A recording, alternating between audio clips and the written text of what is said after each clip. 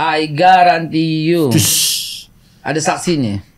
Pada waktu itu. Kekurangannya itu berapa, ada saksinya. Kalau nggak salah waktu itu digadis sama seorang pengusaha dapat 70-an M dah kalau nggak salah gitu ya. Dan itu ada saksinya pada waktu itu. Memang kurang kok pada waktu itu. Yang datang Pak Anies ada, Pak Mardhani Alisera ada. Boleh jadi benar Pak Prabowo menggadaikan, tapi setahu saya semua uang yang kita dapatkan memang jalurnya resmi untuk pemenangan. Dan Bang Mardhani tidak ngerti yang menggadaikan itu di mana ada Bang Mardhani di situ. Itu yang saya mau persoalkan di situnya. Saya tidak tahu Pak itu.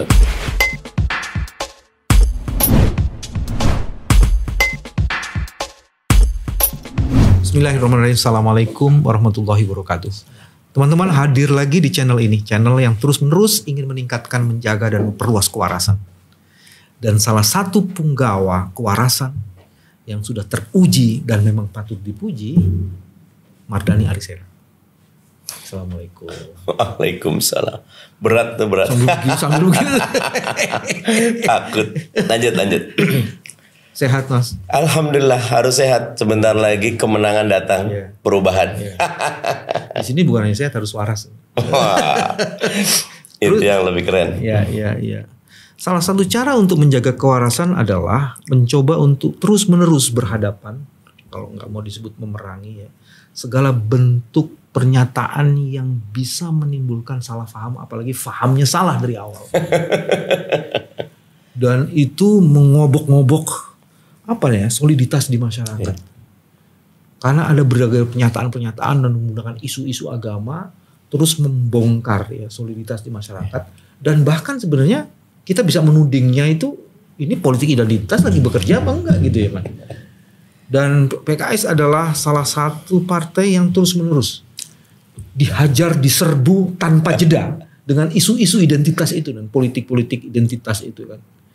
Nah, terakhir ini di Lampung juga ada itu, Mas Mardhani. Kita bisa dengar nih. Siapa yang di Lampung? Dakwahnya orang NU itu mubasir. Dan dakwah yang menyenangkan di Indonesia itu ada di Ahlussunnah wal Jamaah. Yang jamiahnya namanya Nahdlatul Ulama. Sementara sebaliknya mundir itu nakut-nakuti, banyak ngasih peringatan. Itu di Indonesia identik dengan Wahabi. Mundir Wahabi. Menyenangkan itu NU, yang sukanya nakut-nakuti Wahabi. Wahabi itu di Indonesia identik dengan PKS.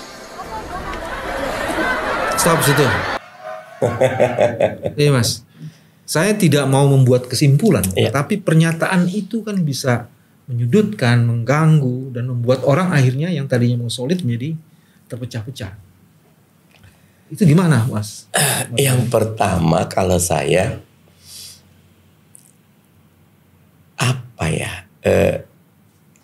dakwah itu kan harus mencerdaskan.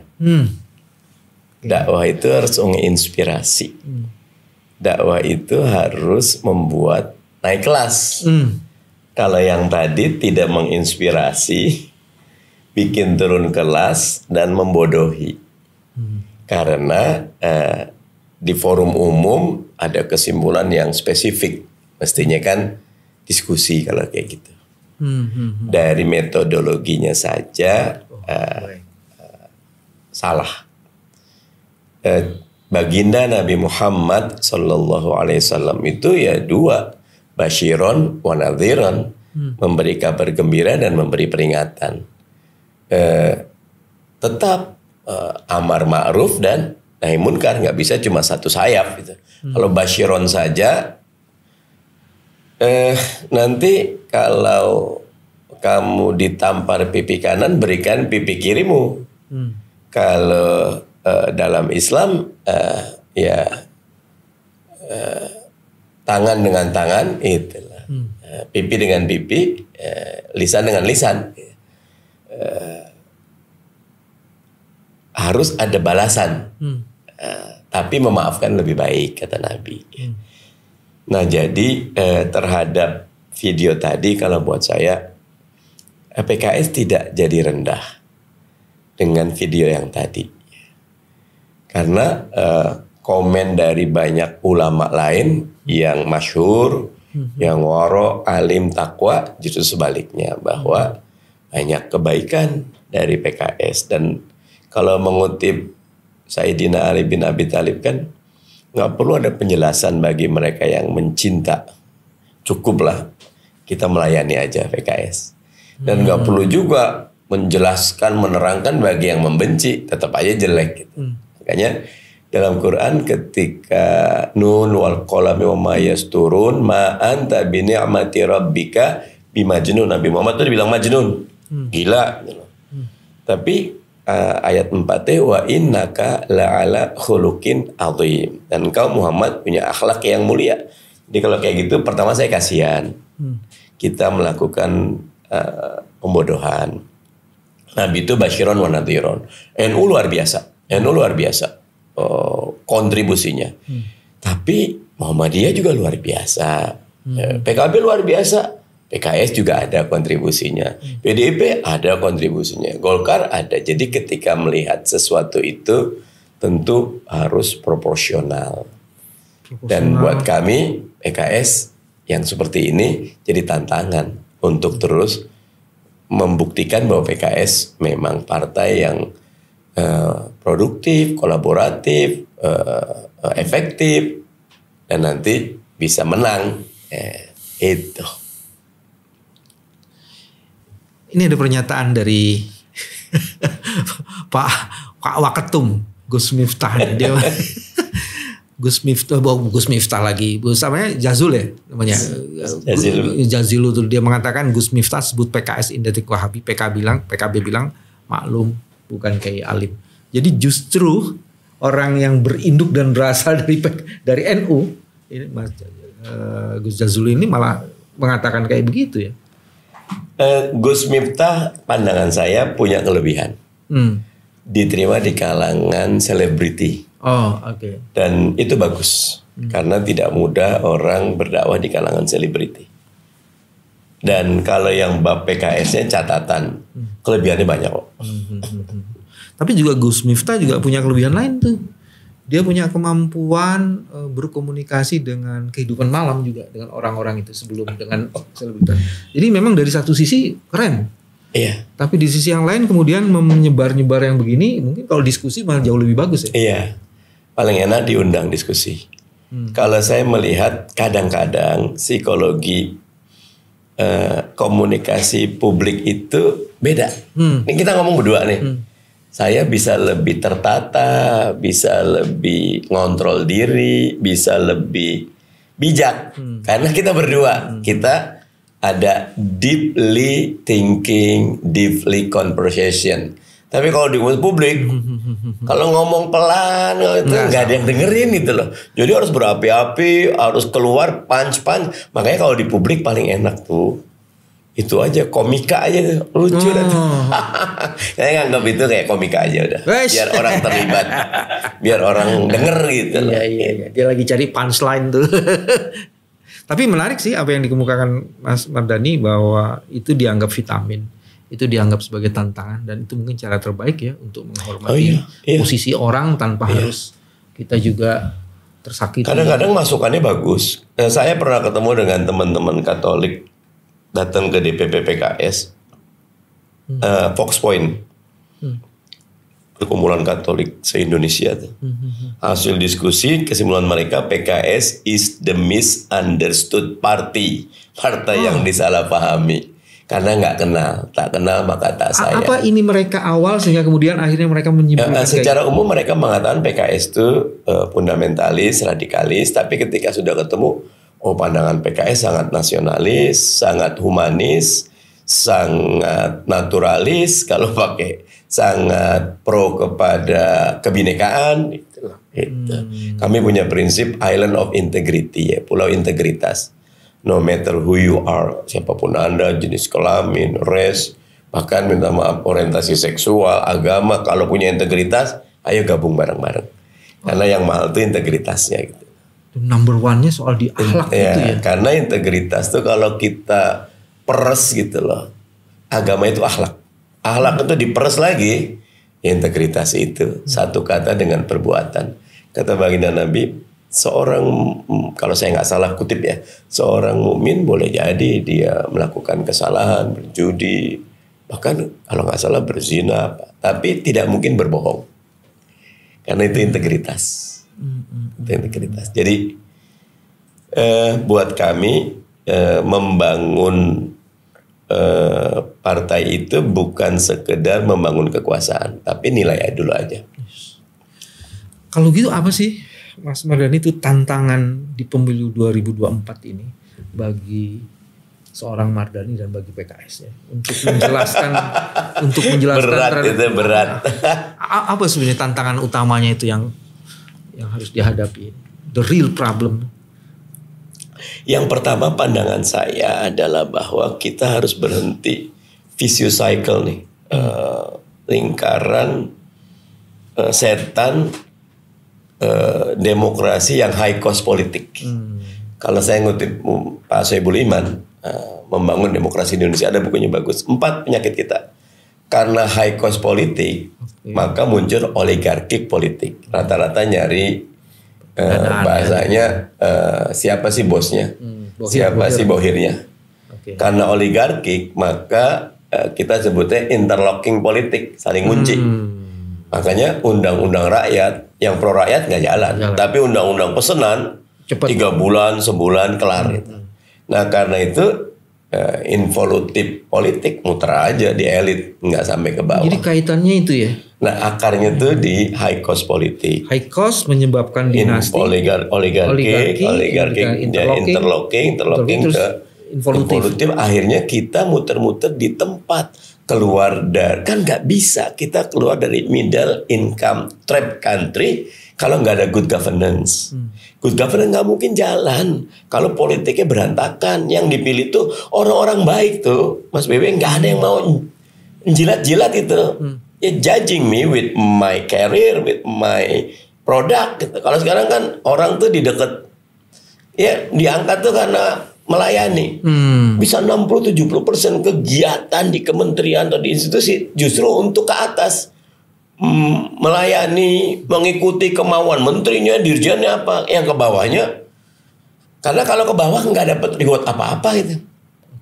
Kalau ke atas nggak ada good governance, nggak ada productivity ketika mental. Nah mental ini dibentuk dari para pengambil kebijakannya. Kalau politiknya berantakan kan yang jadi presiden dari partai politik, yang jadi menteri partai politik, bupati wali kota, gubernur. Kalau politik nggak dibenahi gitu. Jadi pembenahan politik tuh nomor 1. Nah kayak sekarang nih, saya tuh suka bingung. Baliho di mana-mana banyak sekali itu. Kasian sekali gitu. Dan itu pakai wajah semua gitu. Kapan kita bisa membangun party ID yang tinggi? Kapan kita bisa membangun kami sebut kelompok gagasan gitu, middle class yang mandiri, yang dia jadi pressure group, yang dia bisa bersuara gitu. Nah jadi kebaikan apapun di tengah kolam demokrasi yang sakit ya jadi sakit. Jadi integritas itu adalah salah satu tonggak atau pilar yang bisa melawan yang tadi high cost gitu. Nomor 1, benar, nomor 1. Jangan jadi politisi, jadilah pejuang melalui politik. Setidaknya itu yang sekarang sedang dilakukan oleh PKS ya. Kami sedang melakukan sederhananya ayolah jadi man of value, man of prinsip, man of karakter, jangan man of opportunity, man of pragmaticity, maka jangan, sayang. Dan itu tidak mudah karena rakyatnya dulu bisa itu. Kalau sekarang ya ente emang baik gitu. Tapi bawaan ente apa gitu. Sejauh jadi kemanfaatan ya yang padahal kita kan ingin membangun masyarakat yang memiliki nilai. Kalau semuanya diukur dari manfaat, nanti keburukan membawa manfaat yang lebih banyak gitu. Karena manfaat pun harus diteropong lebih dalam. Iya. Ya. Karena kan dalam Islam nggak dikenal berbuat baik dengan harta yang haram gitu. Contoh sederhana gini, siapa yang spendingnya nggak diukur berarti penerimaannya nggak diatur. Ya harusnya kan ukurannya kalau mau spending berapa yang kita dapat? Ya semampunya kita gitu loh. Ya, betul. Nah itu ukuran moral buat saya. Makanya kalau saya suka disuruh bicara dengan teman-teman di DPC, DPR, ke kecamatan, ayo jangan jadi politisi. Jadi bahasa saya, jadi dai aja, jadi orang baik yang di politik berjuang gitu. Kalau jadi politisi nanti yang penting berapa suaranya. Suara penting, tapi suara itu karena orang memang kagum dengan prinsip kita, kagum dengan sikap kita. Suara tidak dicari, tapi suara didapat karena dampak dari apa yang kita lakukan. Nah itulah, dan selanjutnya penataan. Saya termasuk yang tidak setuju dijadiin satu. Mestinya pilpres sendiri. Sehingga kan gini, orang akan menjadi lebih concern. Sekarang pilpres dulu nih. Kayak sekarang pileg barengan pilpres. Orang nggak ada mikirin pileg. Karena nggak ada debat pileg. Nggak ada debat antar caleg. Nggak ada debat antar parpol. Mestinya pilpres sendiri dulu. Oke, kita bicara nasional nih. Nanti gubernur sendiri bicara tentang gubernur. Daerah. Ya. Pileg sendiri. Ayo diskusi antar parpol. Di tiap dapil ada diskusi mana yang lebih tidak beli kucing dalam karung gitu. Lihat track recordnya gitu. Iya. Sistemnya harus dibenahi. Iya. Kita keluar sedikit uang, tapi kemudian kita bisa memastikan bahwa calon yang terpilih itu memang orang-orang yang terbaik. Sebetulnya nggak banyak juga. Nggak banyak ya? Gitu. Iya karena misal gini, jumlah durasinya kan menjadi lebih sedikit. Durasi kegiatan. Untuk pilkada kita pakai e-voting bisa, karena kan lebih mudah gitu loh. Lebih terkontrol. Jadi jangan lebih kan cuma 2-3 pasang calon gitu kan, gitu loh. Dan wilayahnya cakupannya juga nggak terlalu banyak. Ya. Bisa kita awasi bersama. Pokoknya nilai dan prinsip tidak boleh dikalahkan oleh efisiensi dan economic cost benefit analysis gitu. Saya mau masuk di isu ini, Mas, dan ini juga untuk pembelajaran di proses hari ini. Seorang Anies Baswedan, ini kalau kita ngomong tarik ke pilpres, itu sebenarnya sekarang sedang melakukan disruption, karena bannernya nggak di mana-mana, tapi kemudian dia mendesak di mana-mana melalui desak Anies, keren sekali itu. Jadi dengan begitu kemudian yang dicari itu bukan berapa jumlah orang, tapi berapa banyak pertukaran pikiran terjadi untuk saling meyakinkan dan menginspirasi. Itu melalui desak Anies. Tapi kemudian juga dibuat crowd-nya itu. Desak Anies ini kemudian bermetamorfose menjadi K-pop dan Videotron. K-pop itu bukan orang yang dikumpulkan karena diberi. Tapi dia memberi dan terlibat dalam komunitas karena dia melihat inilah harapan. Jadi dia meninggal cara lama gitu. Makanya disebut disruption itu. Bahkan yang lebih gila lagi itu ada yang disebut dengan nazar pemilu. Iya. Orang berlomba-lomba memberi sesuatu kalau Anies menang. Kalau disebutlah kelompok yang lain kalau kalah. Ini disruption. Apakah ini kemudian bisa kita pakai sebagai titik tolak untuk mewujudkan yang tadi ya? Jadi kita ada bridgingnya nih. Orang sekarang tertarik bukan karena berapa banyak gambar yang kamu punya dan seberapa kamu gemoy di dalam banner-bannermu itu. Kan orang sekarang dengan artificial intelligence membuat dirinya seolah-olah menjadi lucu, cute gitu kan? Gimana? Saya malah melihat Mas Anies ini menjadi salah satu trendsetter yang mencoba mendobrak 4 penyakit tadi. Dari high cost politik, Mas Anies dengan gerakan kampanyenya, baik itu kampanye ke daerah-daerah yang low cost, gaya desak Anies yang sangat high profile dan high education content, TikTok live-nya bisa ratusan ribu, padahal kalau ngumpulin orang ratusan ribu itu berapa biayanya gitu ya. Ini gratis gitu loh. Barengan dengan co-captain Tom Lembong yang luar biasa, macam-macam buat saya. Kita coba dari high cost menjadi low cost. Dari oligarkik menjadi people politik gitu. Supporting of people. People dari gerakan politik jadi gerakan sosial.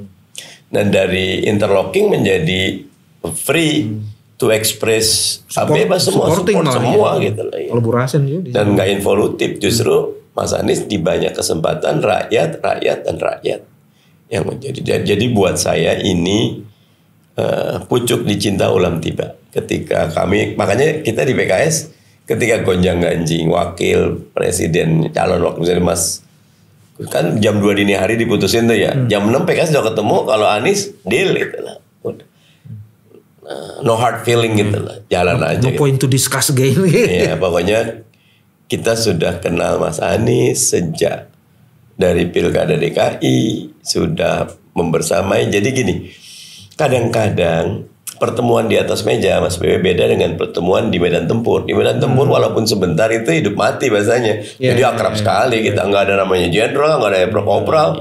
Lo kena peluru mati-mati juga. Gitu. Makanya lo harus saling tolong menolong gitu. Jadi kesannya itu, makanya ketika Mas Anies Pilkada DKI, salah satu yang saya ingat beliau mengatakan ini bukan pilkada, ini spiritual journey buat saya, perjalanan spiritual. Karena ya beliau merasakan di bawah itu kalau nggak ada dukungan dari Allah, dukungan integritas teman-teman, dukungan nilai yang ngadepin wow. Itu sebabnya Bang Mardhani ketika desak Anies menjadi sebuah gerakan dan itu gerakannya organik, orang-orang ortodoks dan konvensional itu melarang di mana-mana. Ini contohnya nih. Di Jogja terakhir, izin acara desak Anies di Yogyakarta dicabut. Hambatan tak sebanding dengan penderitaan rakyat. Jadi dia seperti Bang Mardhani itu bilang, emang ini hambatan, tapi penderitaan rakyat jauh lebih dahsyat. Kemudian coba menaklukkan hambatan. Jadi desak Anies itu udah 7 kalau nggak salah. Ini Jogja ini ke-8 kalau nggak salah ini, yang dicabut gitu. Itu memang orang-orang yang tadi saya bilang itu, orang-orang yang hari ini mendapat dampak dari disruption. Dia lagi membela diri nih, padahal pembelaan dirinya itu udah nggak begitu penting lagi gitu. Ya kalau saya sih suka mengumpamakan ketika fajar akan menyingsing, nggak ada yang bisa menghalangi, apalagi cuma cabut izin gitu kan. Keren. Matahari tak akan pernah terbendung di saat fajar sudah menyingsing. Keren ini. Iya, ada lagi ungkapan yang lain masih banyak kayaknya. Saya langsung ulang, matahari tak akan pernah terbendung jika fajar tidak menyingsing. Jadi kalau beberapa ulama bilang gini, ketika malam kian kelam, tanda fajar akan menyingsing. Ya. Yang kelam itu apa? MK diacak-acak gitu lah. Ketika digobrak-gabrik itu kelam banget. Tapi ketika malam kian kelam, fajar akan menyingsing dan nggak ada yang bisa menahan fajar menyingsing. Ya.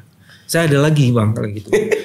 Ketika keburukan semakin sempurna, itu tanda-tanda bahwa kebaikan akan hadir. Mantap. Nah, ini yang menarik nih Bang Mardhani dalam kapasitas sebagai salah seorang petinggi baik di parlemen maupun di partai, itu kan selalu dijadikan apa istilahnya itu? Satu, kalau ada orang mengatakan cek sama Pak Mardhani gitu kan. Jadi selalu ada seperti itu. Oh ini apa ini? Kisru Federal ini diturunkan kapalnya jelas kami dirugikan. Oh, ini presiden jarang-jarang nih ngomong tegas kayak gini nih. Bisa di ini nggak, Bang Mardhani? Ini kenapa nih? Ya karena kan udah bayar, udah keterlaluan tuh ya. Udah bayar, ikut prosedur, bayar pajak, udah ngantongin izin. Iya. Nggak ada kesalahan apapun. Lalu kenapa diturunkan? Kan invisible hand-nya bermain. Dan invisible hand itu ya nanti kalau di connecting the dot ya kembali ke 4 penyakit tadi gitu yang memang harus dikalahkan. Invisible itu terlalu ketinggian, ada yang cawe-cawe. Biar jelas gitu loh. Cawe-cawe. Jadi yang harus dilawan tuh yang cawe-cawe kan banyak merugikan, bukan hanya orang yang ingin melihat Anies dirugikan, tapi seluruh masyarakat yang ingin mendukung program itu juga dirugikan. Saya tadi mau balik di isu ini, Bang Mardhani itu laksana tonggak. Jadi kalau ada apa-apa tuh selalu dipakai dan dijadikan jaminan. Itu semuanya diketahui loh Bang Mardhani. Sama juga seperti ada satu diskusi di satu podcast. Coba dibuka ya. Pak Prabowo pernah menggadaikan tanahnya untuk Pak Anies. Prabowo menggadaikan tanah. Ini cerita lama ini, tapi terus Ini ngomongan bener gak nih? Serius. Nanti masalah loh, Be. I guarantee you. Ada saksinya. Pada waktu itu. Kekurangannya itu berapa? Ada saksinya. Kalau nggak salah waktu itu digadai sama seorang pengusaha ada 70-an M dah kalau nggak salah gitu ya. Dan itu ada saksinya pada waktu itu. Memang kurang kok pada waktu itu. Yang datang Pak Anies ada, Pak Mardhani Alisera ada. Tapi yang pertanyaan saya, emang lu ada di mana? Kamu bisa tahu. Nggak menggunakan kata Bang Mardhani gitu kan? Cuman ada di mana? Ini soal apa sih? Ngomong-ngomong gini. Mungkin pilkada DKI ya. Mungkin. Kan itu udah pernah dibahas tuh Bang ya? Iya. Jadi saya kebetulan kan agak lucu ya. Saya tuh waktu itu 2016 kan tiba-tiba ditelepon Pak Soebul Iman dan ente jadi calon wakil gubernur DKI, keputusan pimpinan DKI. Saya tinggal di Bekasi, dapil saya Bekasi, kabupaten, nggak ada urusan sama DKI. Memang lahir di DKI, orang DKI, tapi udah nggak berinteraksi lah gitu. Orang Betawi maksudnya. Betawi. Terus saya datang, apa ceritanya? Pokoknya udah taat. Sudah. Tapi saya bilang Pak Iman, ketika ada keputusan lain, just decide it. You don't have to consult with me. Pokoknya sama Pak Iman saya suka bahasa Inggrisan gitu loh. Do it what you want. Saya akan rela lah. I do whatever the decision is made. Gitu. Oke, 15 hari jadi calon wakil gubernur, betul-betul tiba-tiba semenjelang pendaftaran 3 hari ya saya ikut di acara yang tadi Kertanegara, tapi tidak di dalam, saya di luar aja. Udahlah itu tugasnya Pak Iman. Di PKS kan kita prajurit, kalau prajurit dan maju siap, dan mundur siap, dan tengkurap siap, apa aja. Karena kan kita yakin, kita ada prinsip gini, Ki ada mukhliso dan Jundi mutia. Ki ada yang ikhlas, Jundinya yang taat. Udah. Karena saya yakin Pak Iman tuh, kalau saya bandingin diri saya sama Pak Iman, baina sama wasumur. Tinggi sekali kok integritasnya Pak Iman, komitnya Pak Iman. Jadi apapun keputusan Pak Iman saya ikut sampai sekarang. Sama seperti Pak Saihu sekarang ya, pokoknya apa yang. Pak Saihu, iya. Dan Pak Saihu, saya menjadi saksi waktu musyawarah Majelis Syuro. Pak Saihu ditetapkan presiden, benar-benar nangis, minta interupsi saat saya berat nangis. Saya bilang indah sekali, nolak. Nah balik lagi, kemudian tiba-tiba Mas Anies jadi, ya sudah, Anies Sandi. Dan di antara yang kita bahas memang pembiayaan 70% ditanggung calon gubernur, 30% ditanggung calon wakil gubernur. Tapi bukan 70%, itu 70M. Enggak sampai. Hitungan kita itu kok. 70M tadi Bang. Laporan kita di mana di KPU enggak sampai. Nah balik lagi, itu nanti dilihat aja. Ada semua kok, itu dokumen publik kok. Laporan, karena saya ketua tim, laporan bendahara ke. Ini ternyata kalau saya ngikutin sejarahnya, ini setelah debat presiden ketiga Bang. Tiba-tiba ada, coba lihat debat ketiga. Terus ada ini nih, video ini nih. Saya lupa bilang, walau terlambat mau mengucapkan terima kasih kepada Pak Prabowo Subianto, di mana Pak Prabowo pernah menggadaikan tanah pribadinya untuk mengusung dan membantu Pak Anies jadi gubernur. Sekali lagi terima kasih Pak Prabowo ya, karena bantuan Bapak dan sumbangsi serta secara pribadi Bapak menggadaikan tanah ya untuk membantu Pak Anies jadi gubernur. Jadi sekali lagi terima kasih. Walau terlambat nggak apa-apa, ucapkan terima kasih. Jadi ceritanya kan waktu debat itu memang ada pertarungan yang sengit kan di situ. Nah ini 2-3 hari setelah debat. Dan di sini isunya, kalau yang tadi Bang Mardhani kan ceritanya isunya pembagian porsi untuk bertanggung jawab terhadap pembiayaan. Kalau ini tiba-tiba ngomongnya ada orang menggadaikan. Dan ini jelas bagian dari untuk mencari simpati publik di situ. Kalau saya sih ngomongnya terus terang gitu aja. Babe, mohon maaf. Ente ngomong begitu di umum berarti itu jadi konsumsi publik bisa dibahas dong.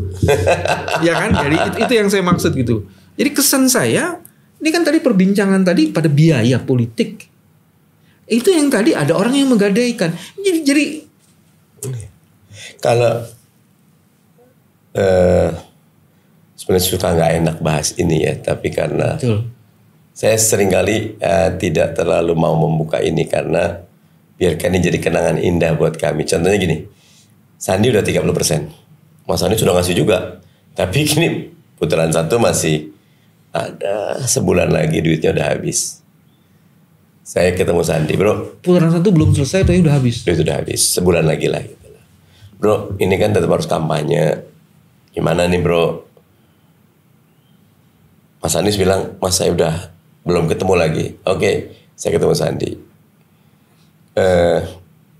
Kata Sandi, ya saya kan udah 30%. Oke, saya ke Mas Anies. Mas gimana kalau utang kita Mas Sandi?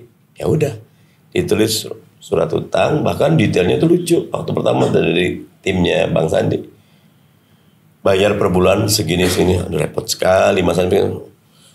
Melihat angkanya sudah takut. Aset saya nggak sampai 4 miliar. Nih utangnya 10 miliar. Yang pertama 10 miliar ingat saya. Dia banget itu. Udah mah nanti kita cari cara deh gimana bayarnya gitu loh. Sampai akhirnya ada kesepakatan bahwa kalau menang dia lunas, kalau kalah Mas Anies bayar. Karena kalau menang kan nggak bisa ngurus diri sendiri. Harus 100% ngurusin amanahnya berat. Itu kalau yang itu udah beredar kan di publik. Ya udah itu yang setahu saya itu. Emang sempat 2 kali utangnya, tapi udah lunas. Boleh jadi yang Babe bilang itu emang bisa jadi juga benar, tapi tidak melalui tim pemenangan. Kalau di tim pemenangan tuh kami selalu, contohnya nih, pernah ada kasus, Mas, ada yang ngajuin Mas ke Mas Anies minta bantuan. Pokoknya proposalnya bagus, 900 juta. Saya itu spesial mas pokoknya sampai itu pengantin nggak boleh nego-nego, biar saya aja. Kalau saya yang nego kan, saya 900 saya taruh 10 juta juga, saya nggak ada masalah karena saya bukan pengantin. Tapi kalau Mas Anies 900 nawar 500 nggak enak hati dia gitu kan. Kalau saya 900 nawar 10, Mas Anies taat. Sandi juga belakangan lah udah mau masuk Rani aja dah. Selalu saya kemarin kejeblos saya tuh susah nawarnya gitu loh. Akhirnya setiap ada itu kita yang ngadepin. Karena ada 900 juta jadi cuma 30 juta. Karena udah urusan saya, bisa tahu kok gurunya dia siapa. Saya datang gurunya, selesai. Oke, Bang Mardhani, yang tadi itu, balik lagi yang tadi, itu Bang Mardhani dijadikan stempel. Seolah-olah itu benar. Ada Bang Mardhani kok. Yang saya nggak terima tuh di situnya, apa betul begitu? Padahal Bang Mardhani nggak ngerti kan. Ya. Kalau yang boleh jadi benar Pak Prabowo menggadaikan, tapi setahu saya semua uang yang kita dapatkan memang jalurnya resmi untuk pemenangan. Dan Bang Mardhani tidak ngerti yang menggadaikan itu di mana ada Bang Mardhani di situ. Itu yang saya mau persoalkan di situnya. Saya tidak tahu, Bapak. Tidak tahu. Ngomongnya soalnya pakai menyakitkan, I guarantee you. Saya ngomong kayak bahasa Inggris kayak tadi tuh, I Bisa jadi benar tapi bisa jadi Babe lupa. Saya suka ketemu di banyak tempat dianggapnya saat itu ada. Karena seringkali ya saya tidak ikut terlibat dalam pengambilan keputusan yang strategis apa. Buat saya, lah ngapain saya ikutan? Saya di PKS itu lagi-lagi cuma 2. Satu ada pemimpin, tugasnya bikin keputusan. Satu ada prajurit, jundi disebutnya, tugasnya eksekutif keputusan. Posisi saya jundi. Jadi saya nggak tahu urusan, pokoknya apa yang dikerjakan itu yang kita jalanin, apa yang diputuskan. Jadi kalau bab ini mungkin levelnya di atas saya kali. Oh di atas, cuman dan Bang Mardhani tidak pernah terlibat di situ. Jangan-jangan itu pikirannya Babe aja kali ya. Tanya sama Babe. Tanya sama Babe aja deh. Bang, sekarang kita balik ke titik lagi. Babe orang baik ya jelas. Kita balik ke titik ini aja lah. Ini apa tantangan kita di sisa hari, sekarang berapa hari lagi? 25 lah. 25 hari lagi. Apa tantangan kita untuk memastikan jujur dan adil itu bagian penting dari proses pilpres dan pileg kita? Kalau yang pertama sih harus ada gerakan masyarakat, gerakan jujur dan adil. Itu untuk memerangi money politik, memerangi kecurangan. Kalau saya suka bilang handphonemu senjatamu, foto rekam. Kejadian di Taipei kalau nggak dilaporkan oleh masyarakat, kita nggak tahu. Cuma satu lagi kan, kemarin selain Taipei ada di Amerika ya satu ya? Yang ada udah tertoblos juga tuh? Bisa jadi. Oke. Dan bisa jadi itu juga fenomena gunung es yang ketahuan sini, yang lain nggak ketahuan. Nah makanya fakta tuh kadang-kadang nggak usah banyak kok, karena kita bisa lihat kok.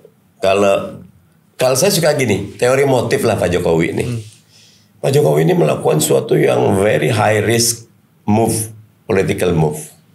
Karena minta maaf, agak teman-teman PDIP marah sekali gitu. Bu Mega berapa kali? Ya, kelihatan banget Bu marahnya. Kalau kalah, kalau teori motif, do or die gitu loh.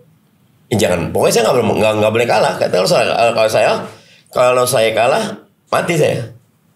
Nah sehingga at all cost harus menang gitu. Kayak raiding the tiger ya. Ya kan? Mungkin juga worth it gitu karena beliau punya saya husnuzon. Pak Jokowi ingin melanjutkan pembangunan. Pak Jokowi suka sama rakyat, dia pengen. Tapi sikap politik dia ini resikonya tinggi sekali gitu loh kalau dia kalah. Sehingga pakai teori motif ini bukan manajemen dikejar anjing, manajemen dikejar harimau gitu. Jadi takut banget itu, harus lompat. Kalau biasa 2 meter, kalau dikejar anjing 3 meter, ini 4 meter harus dilompatin gitu. Karena harimau yang ngejar itu loh. Bisa jadi harimau nggak satu, banyak itu. Kalau dikejar kerumunan harimau gitu kan. Jadi itu resikonya tinggi at all cost. Nah karena itu probability-nya untuk menggunakan segala cara besar. Gitu. Jadi masyarakat harus awasi. Kalau pakai bahasa saya nih, ya bahasa yang keniscayaan kecurangan sudah tak terbendung lagi. Sehingga kemudian setiap elemen di masyarakat harus terlibat dan memastikan dirinya untuk mencoba menggunakan apa yang dimilikinya, terutama handphone, untuk menjadi pengawas. Itu satu Bang. Betul. Ada lagi yang lainnya? Kalau yang lain buat saya ya kita bangun integritas. Karena sembako, minyak, mobilisasi, intimidasi itu nggak laku sama orang yang punya integritas itu. Ya seperti meninjau angin, rugi lah. Bahwa serbuan bansos, iming-iming janji politik uang luar biasa dahsyatnya, dan itu hanya bisa ditangkis kalau integritas menjadi bagian penting dari setiap perilaku itu.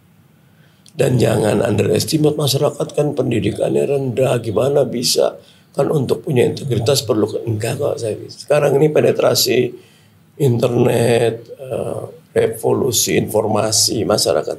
Saya ke Wonogiri, agak ke gunung, ketemu Pak Sadiman, wah saya lihat YouTube Pak Mardhani ada umur 70.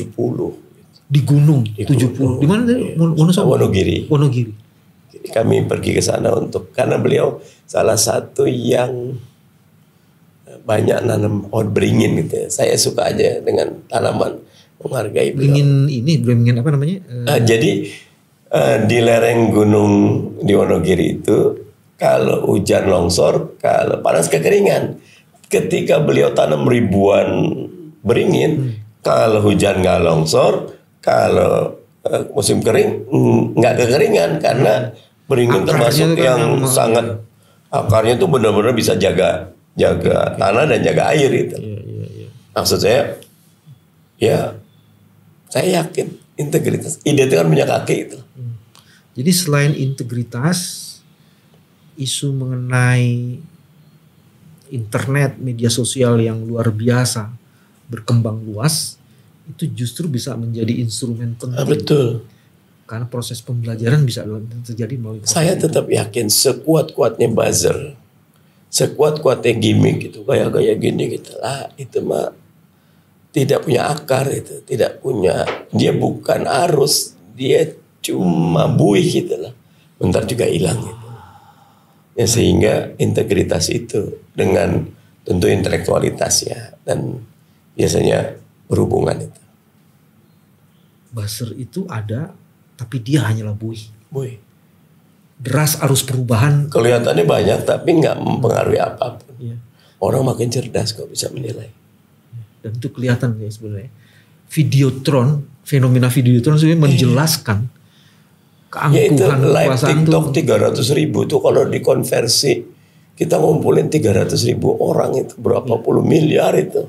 Kerepotannya, kerumitannya gitu. Sekarang dengan for free konversi suaranya tinggi. Ya. Nazar pemilu luar biasa, desak Anies luar biasa. Sebentar lagi akan ada gerakan-gerakan lain yang insya Allah terus menjaga agar semangat masyarakat jaga pemilu luber dan jurdil tetap berjalan. Kalau yang ginian ini lagi kampanye nggak sih Bang? Jokowi sindir jalan rusak di Jateng bertahun-tahun nggak beres. Pak Jokowi selalu bermain dalam wilayah abu-abu. Sehingga yang kayak gini, kampanye itu kan 4, visi, misi, program, citra diri. Ini nggak ada. Tapi ini kan sebetulnya sangat jelas siapa yang di downgrade. Jujur kasihan sama Mas Ganjar saya. Beliau ke NTT disapu, habis itu Pak Jokowi datang, Papua datang, Jateng datang. Iya. Ya, kalau saya siapapun yang dizalimi harus dibantu. Bukan karena Mas Ganjar 03 terus kita enggak, kalau 02 yang dizalimi kita bantu juga gitu loh. Luar biasa. Teman-teman, matahari tak akan pernah bisa dihalangi. Ketika malam datang, pasti esok akan ada fajar. Dan Mardhani Alisera adalah matahari yang terus menerus menyinari supaya kewarasan kita itu terus berkembang, meluas, membesar dan meninggikan kita semua. Sampai ketemu lagi. Terima kasih. Assalamualaikum warahmatullahi wabarakatuh. Waalaikumsalam.